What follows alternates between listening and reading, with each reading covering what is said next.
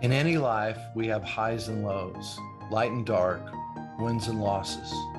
What happens when we encounter that moment in time when what happens next could change everything? Join us as we step into another person's inspirational moment and see how we can connect their experience to ours. This is Greg Stevens, and you're listening to A Shot of Inspiration. Hello, everyone, and welcome to another episode of A Shot of Inspiration. I'm Greg Stevens, your host, and today we have someone that I met about a month ago, maybe a little more, and he ended up in a boardroom that I was sitting in, and his name is Scott Cutlan, and he just had an energy about him, and I reached out to contact him afterwards and get to know him. Then I found out that I'd never hit send on the message, and so back in February I sent it. So I'm sending it to him a month later. He thought he'd missed my email. I felt bad about it. I said, Scott, relax. That wasn't you, that was me. But he's got a company called 7-7 Impact. He is an executive coach. And what's interesting about Scott is not just this, but he has climbed the summit of the 7 summits each continent. So he's gone to the top of the summit on each continent. And some people are really excited about that, but I find there's a lot more to Scott than just that. So what I'd like to do is talk a little about your mountain climbing, how you got into it, some of the discipline with it. Then I'd kind of like to move over, Scott, to your coaching business and what you do in your coaching business, how some of the work you've done has related and transferred over for you to be the kind of coach you are. So, Scott, thanks for being on the show. Greg, thanks for having me. It's an honor and a privilege to be in conversation with you today. Thanks. Let's talk about how did you get started in climbing mountains and why did you decide to go to 7 different summits? Because from what I understand, there's maybe 150 people in the world that have done that. And what drew you to that in the first place? Did you start out as a mountain climber, or is that something you just decided to do one day? Yeah, wow, that's a great topic here. I was your normal guy living the perceived American dream. Great job, great family, traveled quite a bit for work. And Greg, there was a point in my life in 2012 where a friend of mine, we were on a trip serving, and he made this statement that more is available.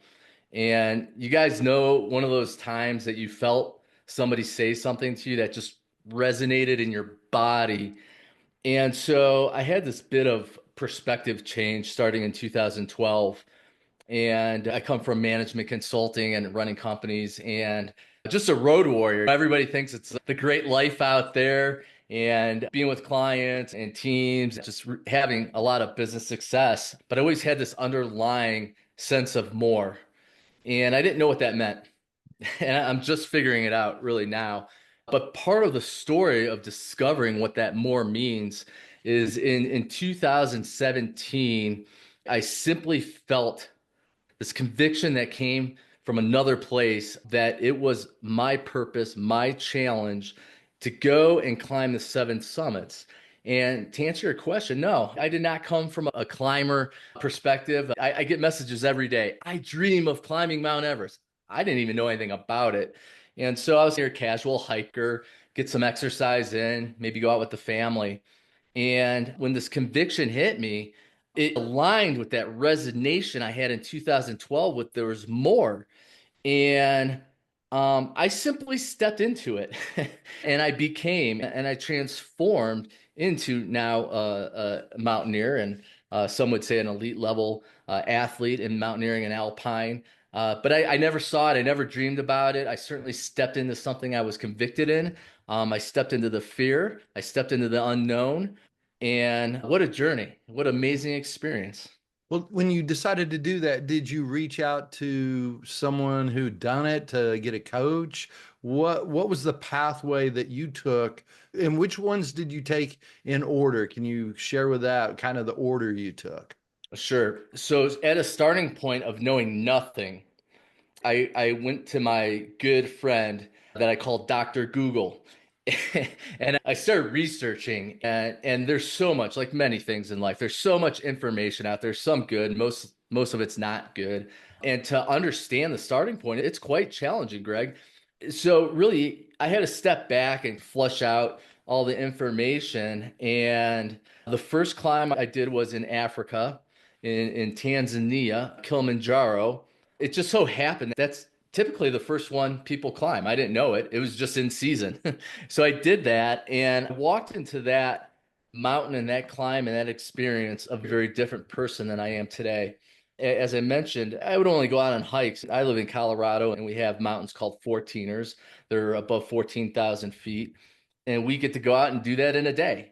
And so I transferred my baseline knowledge to Kilimanjaro, which is 19,341 feet.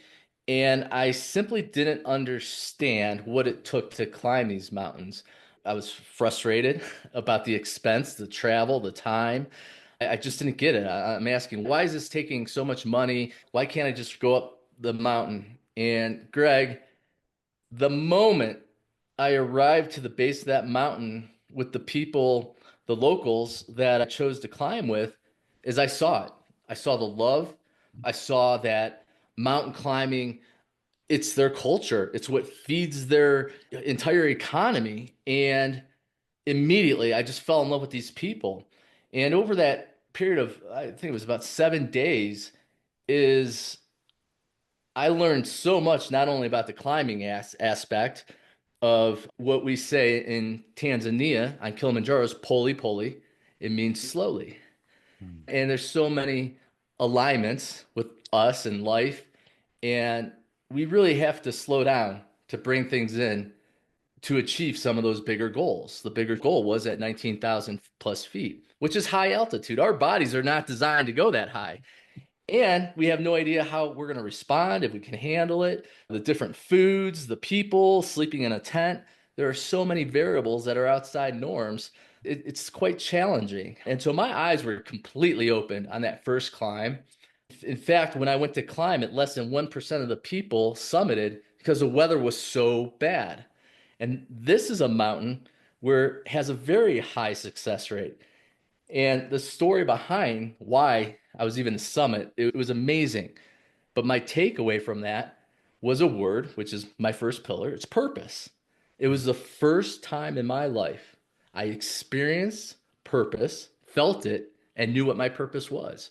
And so I came home and just attacked these other mountains with a relentless pursuit to follow up what I believe I was supposed to do. Scott, let me ask you real quick. When you said you found purpose in that, was it just the climb or was the climb and the culture that you engaged with? Was it the whole experience or was it the distinction around the climb? It was the journey of that trip. Okay. It led to give you some context, is the weather was rolling in. We knew it. We were at high camp. We were on summit day. There was snow up to our hips. And this is an environment that doesn't get that much snow. People were getting sick, breaking legs, getting snowblind, which doesn't happen out there. I was going up with a small team. We lost a couple people. They had to go back down. The lead guide fell in front of me twice, and I had to catch him. And just to catch my breath, it was like 2 minutes. And chaos, absolutely chaos everywhere. And we get to a point called Stella Point, which is not the summit. It's a couple hundred meters from the actual summit. And there was Africans lined up saying no one's going up there. It's not happening. Being a type A person, I felt good. I'm like, get out of my way. I'm going. I'm on a mission. But there was a moment there where I zoomed back out of my body and I was able to observe the surroundings, the people, and I had this experience of it's not about the summit, it's about the people. And I need to do what God would do, and that He meets us where we're at, and He puts His arm around us, and He takes care of us. And so that's what I did. I had three other teammates at that time. We had no guides, and I had to take them down the mountain. I was the one feeling the best. And taking them down, there was a battle. It was the battle of I wanted to go to the summit. This stinks. I don't want to come back. No, I'm doing the right thing. No, I should have done that. Yeah. And it was this toggle. And get back down to high camp, pack everything up. We're getting ready to lead, head down the mountain. We're about 300 meters or about 1,000 feet lower than high camp. The head guy comes up to me. There was a moment earlier in the climb where he saw my logo. I was launching our nonprofit from there. And he saw the logo and he looks at me and points his finger in my face. He's like, your logo, it's important. Do you want to go up top? I was like, yeah, I want to go. And literally snapped his fingers. A couple porters came. They set up tents. We were there a couple hours, had some soup, turned around, just Emmanuel and myself, went back up, made it to the summit. Now the weather's worse. Everybody's coming off the mountain. And so Emmanuel and I, just me and him in relationship, made it to the top, came all the way down. And the purpose in that I felt to my core was it's meeting other people where they're at. And it's just one of those experiences that's so beautiful. And it turned into something cool. I'm known on that mountain now for the only person to ever do a double summit. And I took my son back there. He was 13 years old, and he was able to experience my friends in that moment and see how that purpose overflowed to the surrounding people.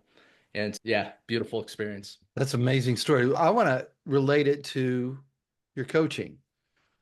What did you possibly learn in that climb that you use in your coaching or has been beneficial? Share a story maybe of how you bridge the gap over to help someone that you're coaching. You have any stories around that? Sure. How much time do you have? I love this stuff. This is why we could talk for hours. The quick answer to that, it's about meeting somebody where they're at. Mhm. So I was exposed to how important that is. And when we're working with people and we're coaching people, there's all sorts of skills and strengths and knowledge. And we all need to be connected in a way to meet where we're at to get us to where we choose to go and where we want to go and to leverage those skills for that purpose. And so that short answer is critically learning to meet somebody where they're at. And the takeaway, so in our process, our first pillar is purpose, is we have a purpose assessment that clearly identifies a clear purpose statement for each person. And then the second part to that, I'll leave to the side. But purpose is a word that's thrown around so much. And if we ask 100 people, we'll get 150 different definitions. And so this is a good time to state what that definition is. It's the best of what I have for others. The best of what I have for others. And as I saw in that climb, it's about other people. It's always about other people. And when we're able to, perhaps I was doing my best in taking those steps. Maybe it was keeping my energy level high to gather the other people. But what it comes down to is taking that best for others. Yeah, I love that. What a great bridge there because I see that that's what we're there as for as coaches. We're there for that person. So many times I see coaches come in with a certain agenda. And rather than just meeting people where they are, letting them guide the piece, people come to me so many times, go, give me some advice, or what kind of advice do you give? Yeah. I don't give advice. We talk about options and I ask questions. Yeah, and I like that, Greg, because I come from the consulting world where we are the expert, we design, we execute, and we tell, and then the client owns it. As coaches, it's a process for self-discovery to execute. I think it's interesting because I learned a long time ago when something works for us, we assume it's going to work for other people. It may be the exact wrong answer for someone else. And just because it worked for me, it worked for me because that's my life. And it's uncovering that, finding the answers. And I love that's what you found in your first summit that you got to. And it also probably allows you to not take a lot of people saying, "Oh, I can't do this. I can't do that." Because going up twice is, yeah, Yeah. you can if you put your mind to it and that passion's there and your purpose is there. Yeah. Yeah, you hit the nail on the head. I don't do well with the words I can't Yeah. because those are choices Yeah. and it's there's just so much more available. Yeah. Let's talk about your second one. We might not get through all of them, but is this what you based you've written a book, correct? Correct, yeah. Tell us what's the name of the book? Yeah, It's show it called there. Show it. Unreasonable. Unreasonable. That sounds seven impactful lessons discovered climbing the seven summits. That's great. So each one's probably got a lesson for it, I assume. I haven't read the book yet because we just met and I'm going to be getting it, but and I promise I'll read it. So I'm an Thank you. avid reader. It's interesting. I love reading books and I listen to a lot of them, but for the purposes of time, I want to have you on more than just this once. Would you like to go through a summit two and then we'll have you on for other summit conversations? Sure. Summit 2 is, I would say it's one of my favorite, but they're all my favorites. Okay. It's just amazing how it laid out. And in Unreasonable, we go through these words and the impact and how they came to be and the importance of it for self-discovery. And Climb 2 happened in August. And when I got back from Africa, I come back and I have the conversation with my family, and we're like, "Oh, this is great! I'm going to the next one." And they look at me and they're like, "You're not going to the next one." No, the plan was, okay, you're right. And so, because I traveled so much, I stuck around for the summer to be very intentful with my family and to just be with them. And literally, it was the day my kids went back to school as I flew to Russia to climb Mount Elbrus. It's in the Caucasus Mountains, and it's just these beautiful, stout mountains. And for me, there was just something about going to Russia. I've never been to Russia before. And the way in the Western world, as Americans, the way we grow up with this propaganda between Russia, and it was a beautiful experience. I loved it. I loved the people in Russia and had a great time. But this mountain was a little bit bigger. It was the first time I used an ice axe or crampons and had a more climbing experience. There's some ropes. The word really originated really from when I landed. The word is death. And I was hearing stories of how people die on this mountain. In fact, 2 days before I got there, two experienced climbers died due to lightning. And then I was hearing stories of how skilled climbers they could fall. And on this mountain, if you fall or slip, there's really nothing there. There's large volcanic rock, huge boulders that you'll slide into, and they'll just be end of life. And so it's not so risky on paper, but when you're there, there's a sense of it. And oh boy, this death word was really marked. There's two large summits, and they come around, and there's a valley. And so as we're going up, the second, or really the first peak, the highest point, that's the goal. Well, Greg, I for some reason I wanted to climb the other one too. I'm looking at my guide and he's like, "Okay." And I had a local Russian guide and I'm on a team of Russians, a bunch of young guys that were just all big, challenging buddies, and everybody wanted to go. This guide's like, "No, you guys aren't going." And they all got mad and all of a sudden this Russian guide takes these younger Russian guys and puts them through exercises on the side of the hill right near the top of the main summit.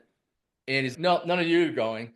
And he picked one of the guys. He's like, "You and you guys, let's go." And so the three of us ended up going down and then back up to the eastern summit, which nobody was up there that day. And it's very rare that people do both summits. And to be really honest, it was probably about being cocky and, "Oh, yeah, I'm going to do this." Why not?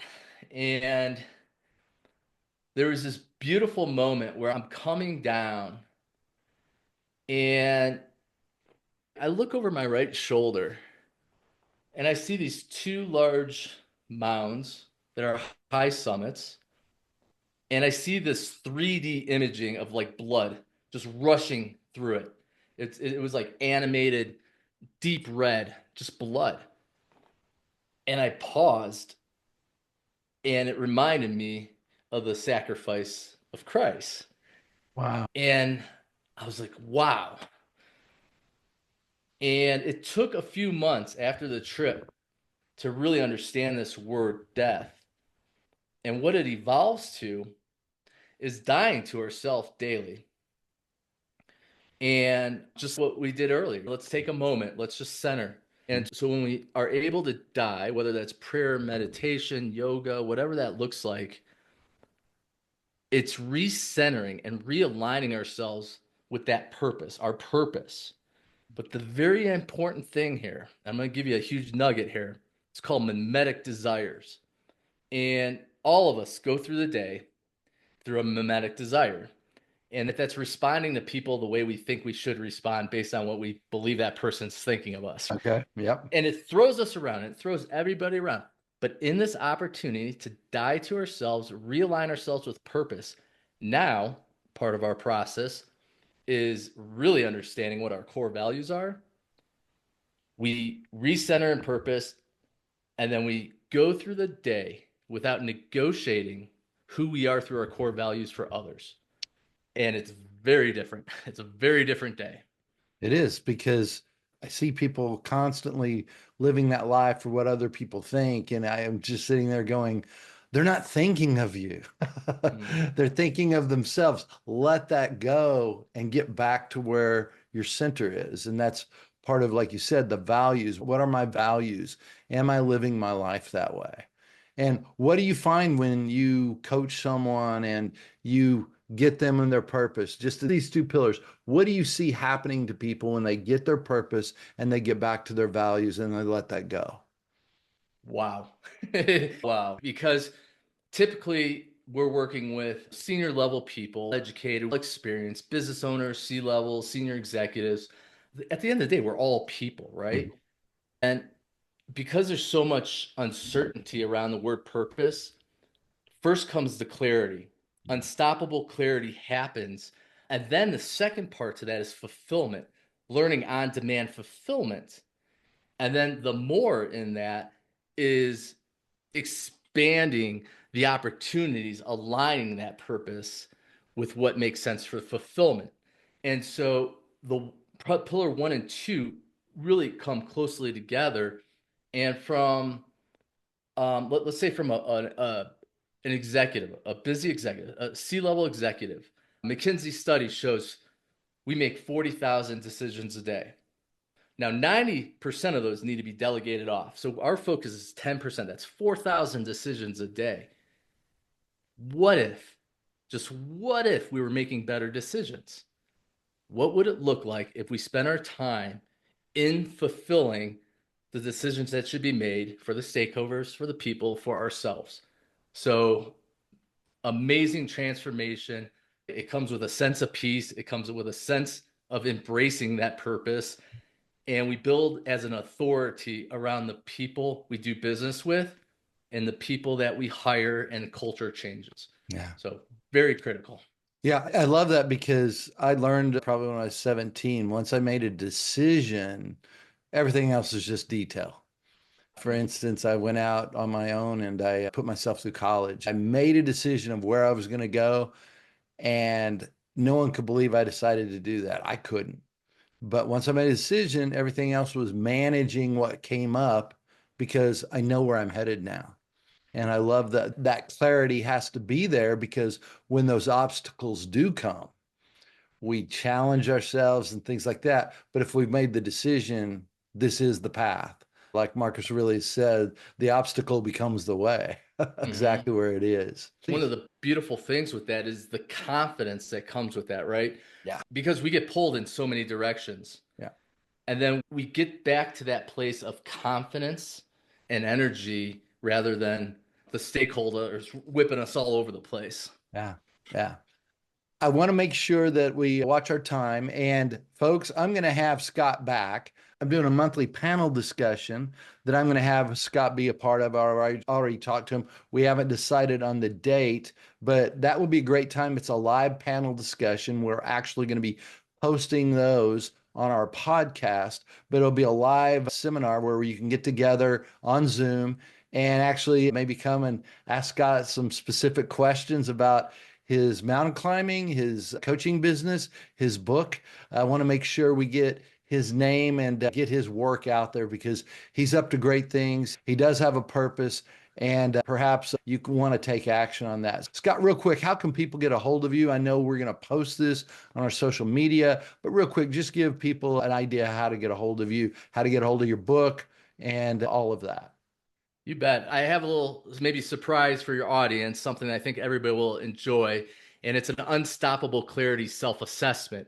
So this is a super easy way to get in contact with us, and all you have to do is text CLIMB, CLIMB, to 33777. Climb to 33777, and that will get you into an ability to contact, or you can simply go to 77impact.com, and it's 7, the word spelled out, the number 7impact.com.